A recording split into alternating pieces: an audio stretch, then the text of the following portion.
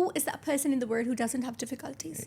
You know, there's nobody. Everybody has tough time. It's just like we are seeing one side of a picture, and we don't know the other one. It's like, do you feel that within like Asian women is still misinterpreted, that they haven't got the confidence to go and have like, you know, smear tests and have this and then leave things later because not a stigma or taboo, that they're either not aware or they don't focus on that. So if you have taken a decision of being in a relation with anyone, you need to understand that nothing's going to be perfect. I think that's really important, you know, especially in this day and age. You see a lot of the divorce rates higher. People are not willing to put that hard work in and commitment, whereas like, you know, maybe our parents' age, that, you know, it was a different kind of love then, where they probably weren't showy or affectionate with each other, but they still loved each other and they worked hard at it. For all the women out there, my suggestion would be, no matter how successful you are, no matter how great you are in your achievements, still your husband has to be. Yeah, that's if you understand this, you will be at peace. Welcome to Karak with Kully, the podcast that serves up strong conversations with real entrepreneurs, founders and creators. I'm your host, Kully Sahota, and every week we brew up honest talk, the kind that hits hard and keeps it real. No filters, just stories, lessons and a whole lot of Karak. So another episode with Karak with Kully, and we've got Shaheera Usman here, or is it Sidra Ali? So this is my first questions for you. Thank you so much. Thank you. Tell me the story behind this then. Thank you so much. It's a pleasure to be with you here today. Thank you for attending. My birth name's been Shaheera. I'm married to Dr. Usman, so that is something which I am as per my passport, you can say. Okay. But when I got married, my husband's paternal grandfather, he named me Sidra. He was spiritually a very, connected sort of a person. So he had some sort of a calculation. He said, as per your date of birth, this name suits you a lot. Okay. And I was named Sidra after that. And I am known as Sidra. It's my pen name registered in UK, US, everywhere. And I can do my publications with that. So I'll address you as Sidra. Yeah. So you can call me Shaheera. You can call me, my kids call me Sidra Mama. So it's basically a pen name, or you can say a nickname. Nickname. Yes, I am known as Dr. Shaheera Usman, but the entire RFA family knows me by Sidra Ma'am, because the company is registered RFA tutors as Sidra Ali Mentor. My Insta followers, they call me Sam. Okay. Sidra Ali Mentor. So you can call me anything which you like. I think now we're friends. I'm gonna call you Doctor. Oh yes, I say Doc now. We'll go with Sam. We'll go with Absolutely. Sam. So whether but I was like, this is one of the questions that I need to ask. So no, thank you, like I said, for agreeing to come on. And the pod is, I'm an accountant by trade, but I didn't want to focus it on accountancy and tax. It's about talking to people with different life experience, entrepreneurs, and I've seen that you've got, variety of skills. So talk more about the medical side of things and your background, how you got into that, being a gynecologist. And is it true that you spent some time in the UK as well? Yeah, absolutely. Okay, so talk to me through that journey then. Yeah, absolutely. So when you go to the medical school and when you start your subjects, you understand that this is some sort of an interest you have in medicine, surgery. I always found gynec as interesting. I always found gynecology as rewarding. So I did have my passion towards gynecology, and honestly, nobody can pursue the profession gynecology if they don't have an interest, because that's one of the most challenging. You're always dealing with two lives, and if you're not having your love for gynae, I think you can't cope up with that with your full 100% of your interest. So when it comes to gynecology, there's so many specializations which have different colleges. In UK, I'm a member of Royal College of Obs and Gynae in UK, and I completed that in 2018. Then I did my MRCPI, that is Royal College of Obs and Gynae, Ireland. And then it's a European board, another college which is based for all the European countries. So basically, the studies have been back to back, and I have been really well supported. I give all the credit to all my 4 parents, the ones who gave me birth and the ones who actually was my second birth after the marriage. They have been truly supportive, and they made me study and looking after the kids and encouraging me to just do that. With regards to gynac, this was one part, but the second part was like that something inside me that I came to know from 2018 when I completed my own study group. The colleagues which I was actually studying with, few of them who couldn't make, and the juniors, they started asking me about my notes, asking me about guidance about the. That's the mentorship. Exactly. Okay. So they started asking me about help to clear this exam. Of course, these exams are expensive. These exams are difficult, and they require time. They require effort.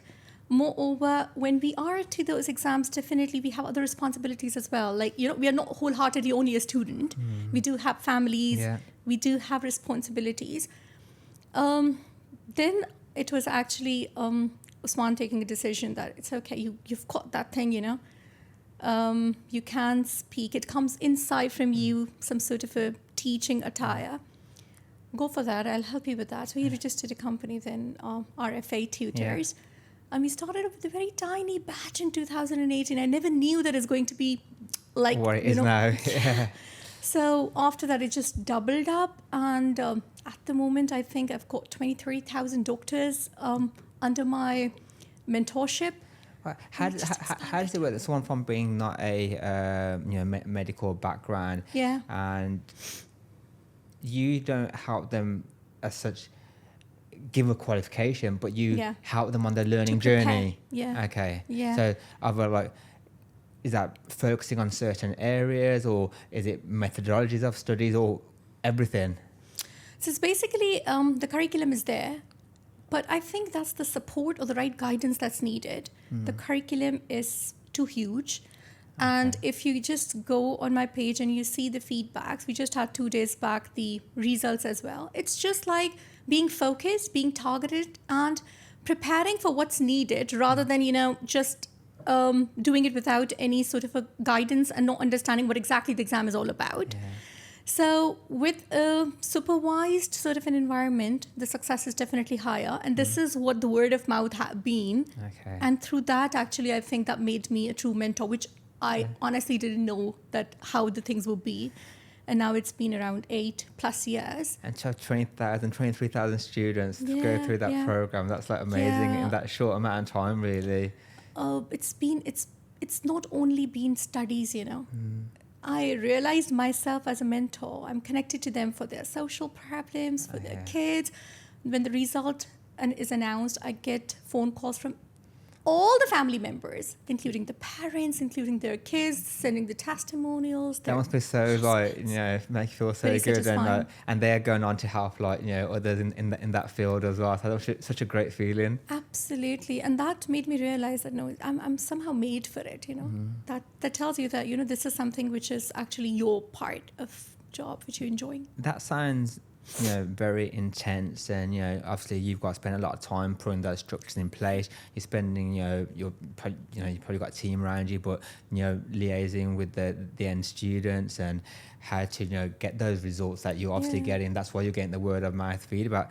But does that mean now that you don't practice on the clinical side as much then, or? So that's a very good question. And often the students, they ask me, they see me as a complete person, and I tell them very very confidently that I'm the most incomplete person on this earth. I mean, I'm always like anybody else, always struggling to complete the targets and, trying to cover up the things which are on my list. That's also very important that you take one line off to follow, and then basically, of course, you can't be everywhere. So I'm doing my clinics, I'm doing all my practice, but then when I am in sessions, I know I'm doing it as per my ease and as per my time. So following the clinical practice. But that's, for me, it's now a secondary thing to RFA, because I have to make one thing as a target, and this is so rewarding, and I've established it with so much of an effort. So I keep it as the mainstream, and the clinics is going on. But of course, I'm running it as per my appointments and as per my schedule. No, that's really interesting. And you're above this, you're a mother. So, to how many children? So I've got 3 kids, and they are grown up now. Yeah, so So what do you say to people when they say, "Oh, we haven't got time," and you're like managing all this, true, being a mom, being a true. wife? I always tell this to all the mentees that being an entrepreneur, being a gynecologist, it's always that how you give a quality time and how you keep a balance. I remember studying as a student as well, having my little one on my lap and, just doing scribbling and let her do that. And I tell the same to the mentees now as well, that you won't find 100% time that everybody's like, okay, you study and you are away from your kitchen and you don't have anything else to do. This is how you create a balance. And you need to set your priorities. There are certain times when you need to make your priority number 5 1 and 1 5. So it's okay. This is how you deal with the with all the days which are coming up. It must be difficult to get that balance, and what you do is so intense as well, to not let it affect your lively, your household, bringing the problems into the house, because everyone else's problems must become your problems. Yeah. And to have that burden must be quite difficult. Yeah. So to have that balance is quite powerful. And this happens, and somehow they share those difficulties and those problems which I think they're not able to share with anybody else. So staying available 24/7 for them. And that's hard. Yeah. And this is what I get messages from that, ma'am, whenever we see you as a mentor, we come up with anything, may that be the relationship problems. Of course, when you're studying, you're ignoring certain aspects in your relationship. May that be as a mom, may that be as a daughter-in-law. So many things come up. And I always tell them that it's like how you be positive in that situation and bring the best out of your capabilities.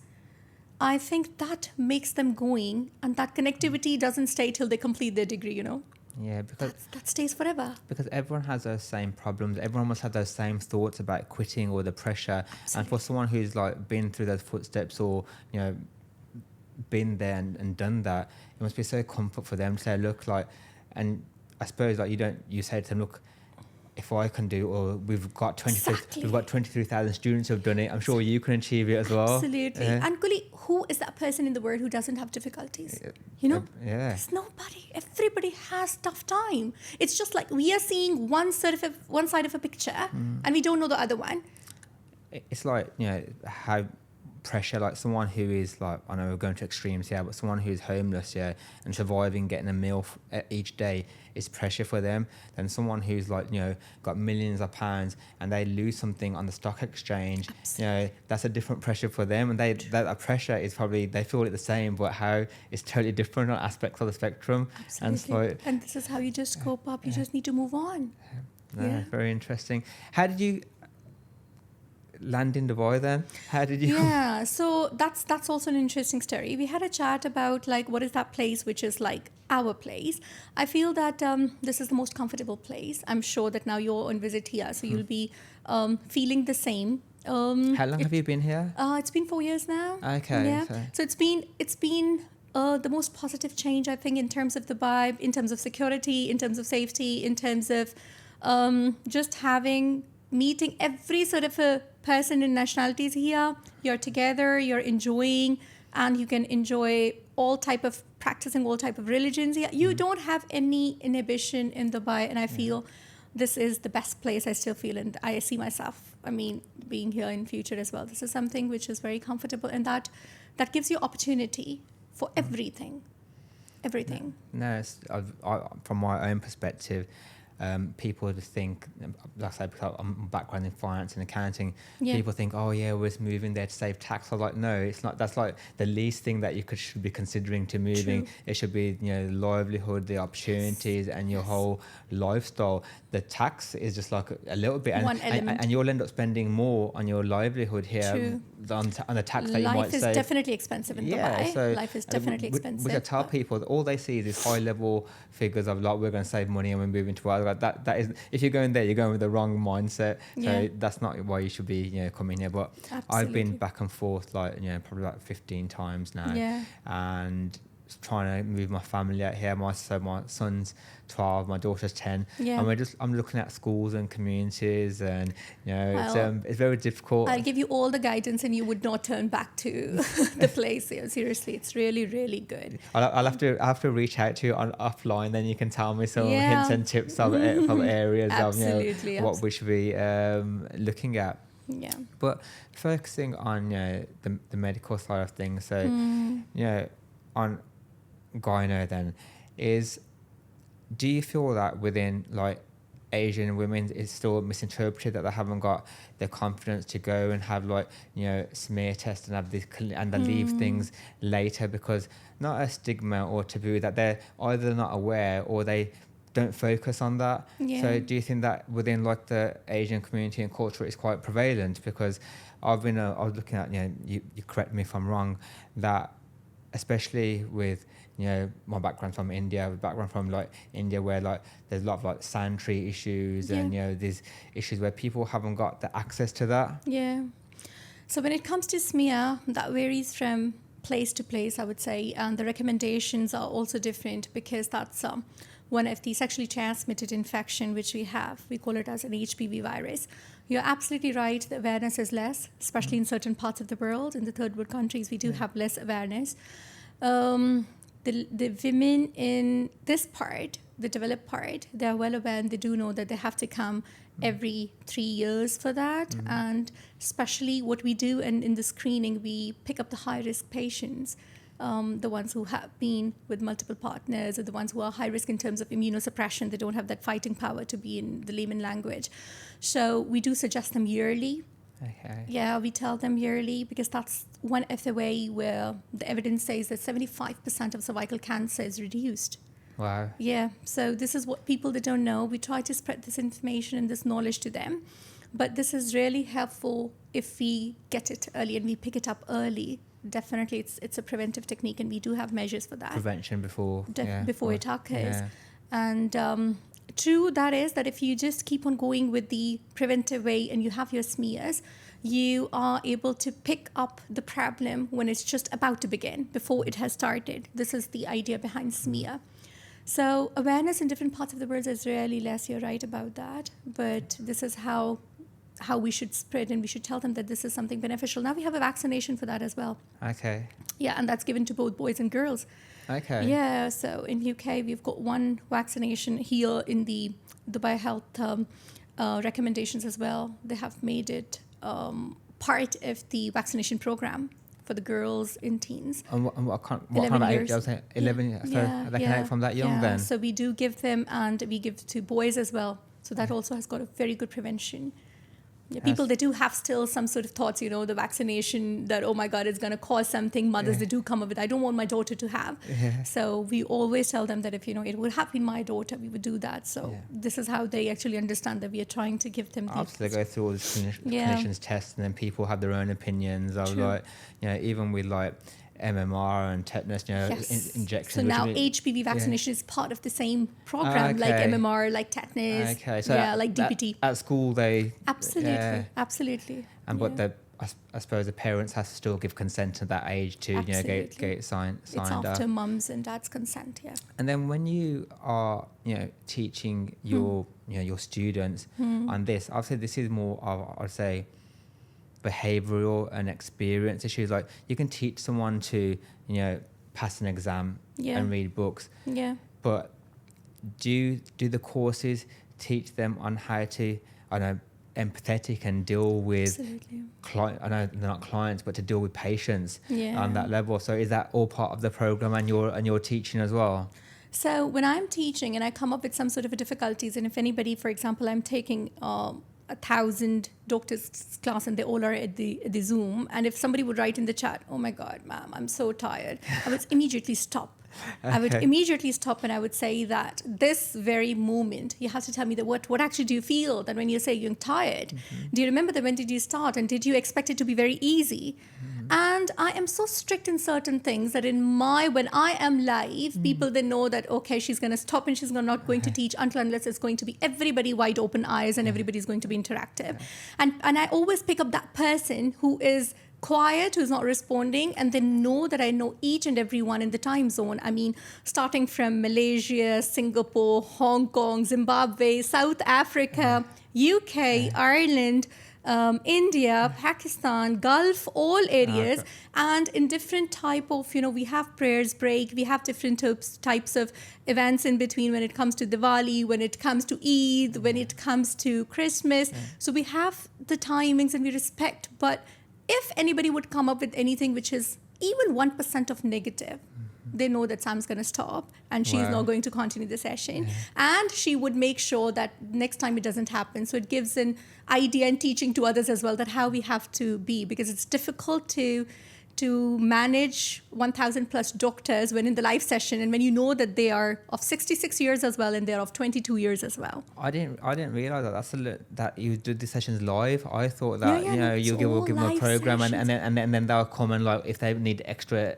help or they'll reach out to you. I So take you- 2 so- to 3 live sessions. There are days when I have 3 live sessions. There are days when I have one live session, but it depends upon different courses of Ireland and UK. As I told you, different courses are going on.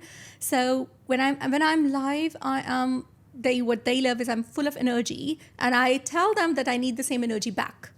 And if you're not going to give me the same energy back, it's very difficult for me to get to the chemistry match is not going to be there. So I think this is something where the things have been a little different, because unfortunately doctors are taken to be like the most, I would say, difficult people to communicate, or maybe, they don't know teaching.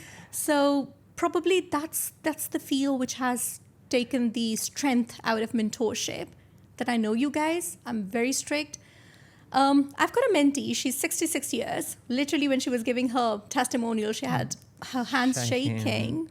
And when she was giving her words, like she was like, when I was 62, I started journey with me. And I had my grandchildren sitting with me. And it was ma'am who said that, no, there's no end to education. You still can do MRCOG. So these type of things, they're so rewarding, and they give more encouragement. Coming back to your question that what type of behavioral things which I have to face, that's correct.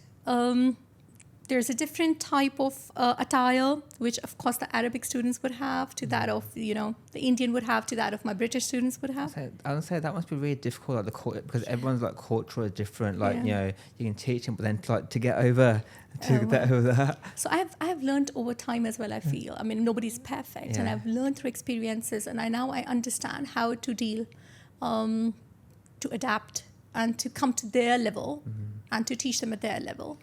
You mentioned about communication and empathy. So that's part of the curriculum. Firstly, I try myself to be a good picture to make them teach that, how a balance should be, how we have to be positive in this journey. Journey is definitely tough. It is difficult, but it's doable. And on the other hand, we have got the third part, which is known as MRCOG 3, the last part before you get the completion. That is all about communication. That's all about, you've got patients, not exactly true patients, but role players would simulate being patients. So in that, I get messages saying that you have made our clinical practice really better, because we counsel the same way and we speak your lines. How you be empathetic, how you just break the bad news, how you tell about the diagnosis. This is an essential element to clear the exam, number one. And number two, they feel a change in their communication to the patient as well. I'm still blown away by this 1,000 people online. Like when I do my team meetings, I have about 12, 15 people. I can't even manage them. Never mind like 1,000. That must be very difficult. But I can't imagine you being a strict teacher. That's what if you be one. I'll send you the next link and let's be in the class together. That'll be and great. you'll see a very different face there. But the love I've received in return is, I think, beyond my expectations, and that makes it worthwhile. Yeah, it makes it worthwhile. Do you have your own studio, or do you do everything from home then, regards when you're... So what I do is that I've got office as well, then I've got a home office, because there are no fixed timings. Because when we change the time zone in GMT and the British times, of course, it becomes late night for me when presenting here. But I'm traveling a lot. Okay. So at times when I'm taking the session from UK, then the Malaysian time zone becomes very difficult. So, then it has to be there. So always in my bag, if you ask me, I've got always my mic with me. I've got always my webcam with me, and I always have my MacBook with me. So these are essentials. So each day is different for you then. So Yeah. like, how do you plan on what you're gonna? 6 months plan is there because they are all doctors as well. So they need to adjust their rota to be in the live session. If not, then they get the recorded sessions as well. But at least they have to, they need to have a forecast. And then working weekends. So I would say that has become a lifestyle. Taking 3-hour session on Saturday, like just now after 2 hours, I do have my MRCPI session. Yeah, I'm teaching them oncology today. But taking 2-3 hours and spending the whole day with family, I think I've been used to, and everybody knows that yes, mommy has a session, and Usman knows that okay, this is the time there, and rest of the time we can manage. I admire your work ethic. With any industry, you could learn so much from yourself. How you grow in the business. How passionate you are, and it's actually helping someone. It's like I said, when people say, "Oh, I haven't got time to do it," and then you hear someone like you and your story that studying, doing the business, and everything else that you're doing. How do you? It's quite intense, I would say, what you do. How do you wind down then? Like, your switch off time. What do you like doing for yourself, for your own self-care? Because mentally, you're on social media, you've got a great following, and people reaching out to you, and taking a lot of your energy for their own problems. So for your own mental health, how do you cope with that? I think that when I started being a mentor, because of my mentees, they just asked me, ma'am, why don't you make a YouTube? Why don't you make an Instagram? And it was just like, it just started, Kully, like one odd day. Okay, it's fine. When I'm doing them the broadcast in their study groups, let's do it on Insta.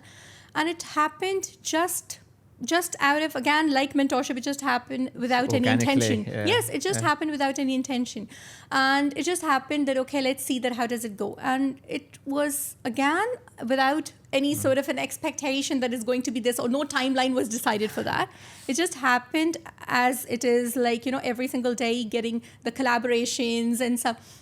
I have to tell again, I was telling Khizr the other day that I have to tell them that, yes, I'm a gynecologist, I'm a mentor, this is the profession, and just started getting collabs for the photo shoot and getting collabs for different type of influencer. That seems like a full-time job in itself. Yeah, but I'm taking it as a hobby, and I think that is side by side that goes with this. Of course, aim is this, but that is something which I'm enjoying, like a personality. I like lifestyle. I like I want everybody to carry themselves with confidence. They should know that this is how they are, and they should come up with their best of potential. So I think that is something which is me, So I just do it without any burden. I feel that it comes out naturally to me. If you enjoy it, that's the main thing. Then it doesn't feel like you're working. True. So I didn't let you finish off the question. So what are your hobbies? Outside, don't say Instagram is your hobby. No, that's not a hobby. But I think that was something which you mentioned about the relaxation. That's something. Okay. Yeah, but in terms of hobby, I think I enjoy time being with my family, and that's something which I do. And we have a very structured way of spending. Like, we do know that this is something which we are doing. This is where we are going to spend our time together. And there are times when I'm ending up even at 10, I'll just go out and we'll go to the beach and we'll just enjoy. So no matter there, also the phone is in my hand and I'm responding to the queries. But I feel that it's a lifestyle. And I don't feel that I'm working. And your husband, your family must be very supportive of this. Obviously, 100%. To enable you to achieve this. It's got to be a team effort.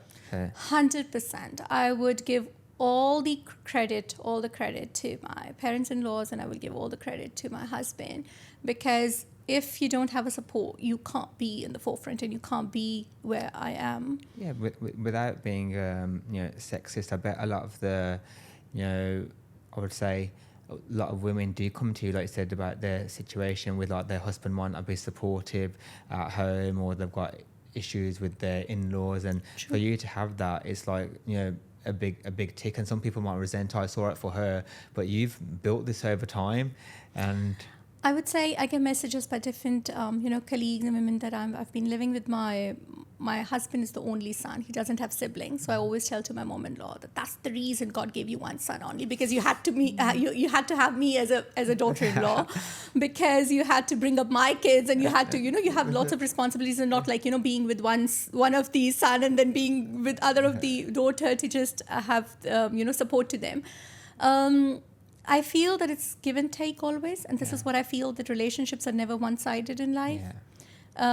Definitely more of the support came, but it's that how you be nice in return as well, and you pay back to your relations. None of the husband in the world will be nice if you're not nice, but at the same time, you need to have your discussion and be open in communication.